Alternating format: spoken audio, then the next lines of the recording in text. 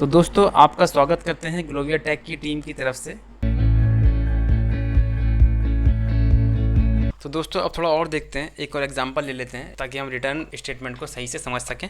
यहाँ लेता हूँ मैं एक फंक्शन। अब मेरा प्रोग्राम इस तरह से है कि मेरे पास 5 सब्जेक्ट्स हैं और उन सब्जेक्ट का मुझे टोटल निकालना है। तो आइए देखते बनाते हैं। सबसे पहले मैंने लिया एक फंक्शन, यहाँ पे मैं नाम दे देता हूँ सब्जेक्ट्स। ठीक है, फंक्शन का नेम हो गया सब्जेक्ट और यहाँ पर मैं सब्जेक्ट के नाम दे देता हूँ हिंदी, इंग्लिश, मैथ, साइंस, और लास्ट का दे देते हैं हम हिस्ट्री। ठीक है, मेरे पास 5 सब्जेक्ट्स हो गए और मैंने कर्ली ब्रैकेट ऑन किया। तो यहाँ पर मैंने फंक्शन का नाम दे दिया सब्जेक्ट्स और इस फंक्शन में मैंने एक पैरामीटर दे दिया जिसमें मेरे पास 5 सब्जेक्ट्स हैं। अब इस पैरामीटर की वैल्यू आएगी आर्गुमेंट से। तो यहाँ पे सब्जेक्ट किया मैंने सब्जेक्ट्स और पैरेंथेसिस में मैंने यहाँ पे लिख दी इसकी पैरामीटर की वैल्यू। यहाँ पे मैंने कर दिया 40, 50, 60, 70, 80 और 30। मेरे पास यहाँ पे 5 सब्जेक्ट की वैल्यू आ चुकी है। तो इसका मतलब क्या हुआ कि हिंदी में असाइन है 40, इंग्लिश में 50, मैथ में 60, साइंस में 70 और हिस्ट्री में 80। तो मेरे पास एक एक्स्ट्रा हो गया, यहाँ पे मैं इसको रिमूव कर देता हूँ। ठीक है, तो मेरे पास आर्ग्यूमेंट हो गया, आर्ग्यूमेंट से मुझे पैरामीटर की वैल्यू मिल गई। अब इस कर्ली ब्रैकेट के अंदर आया और मैंने यहाँ लिखी स्टेटमेंट।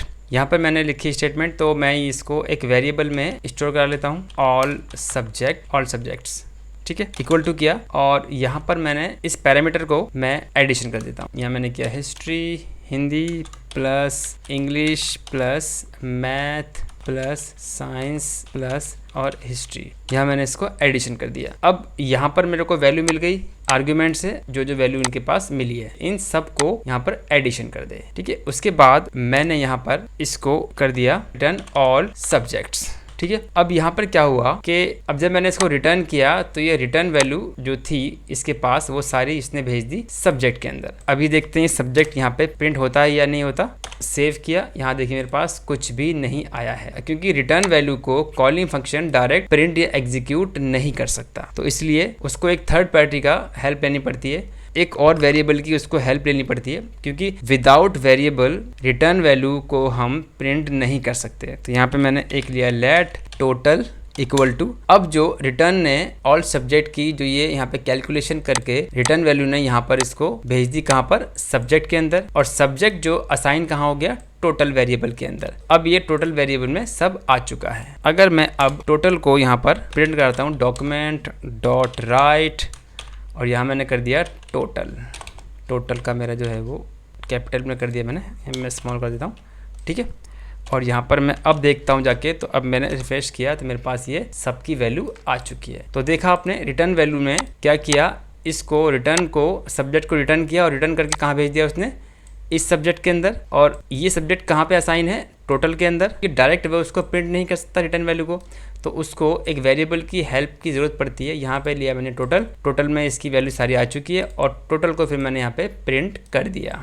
ठीक है, तो आप समझ गए होंगे। अच्छा, एक और बात कि जब भी हम रिटर्न लिखते हैं तो रिटर्न के बाद में अगर कोई स्टेटमेंट है तो वो प्रिंट नहीं होगी। अगर मैंने यहाँ पे लिखा डॉक्यूमेंट डॉट राइट हेलो, देखिए यहाँ पे प्रिंट होगी, नहीं हुई, क्योंकि जैसे ही मैंने यहाँ पे रिटर्न लिखा तो ये जो प्रोग्राम है वो उसका एग्जीक्यूशन उसने स्टॉप कर दिया और उसके बाद भी अगर कोई स्टेटमेंट है तो वो उसको प्रिंट नहीं करेगा। तो रिटर्न के बाद में कोई भी अगर वैल्यू आती है या कोई स्टेटमेंट आती है तो वो उसको प्रिंट नहीं करेगा और वो वहाँ पे एग्जीक्यूशन को स्टॉप कर देगा और वो भेज देगा कहाँ पर, कॉलर के पास। ठीक है, तो दोस्तों अगर आपको ये वीडियो अच्छा लगा हो तो प्लीज़ लाइक कीजिए, शेयर कीजिए, सब्सक्राइब कीजिए और हाँ, बेल आइकन का बटन ज़रूर दबाइए ताकि मेरी आने वाली वीडियो का नोटिफिकेशन आपको टाइम पर मिलता रहे। अगर आपको इस वीडियो के रिगार्डिंग कोई डाउट्स है या कोई क्वेश्चन आपके मन में है तो प्लीज़ आप कमेंट बॉक्स में लिख सकते हैं। Thanks for watching this video.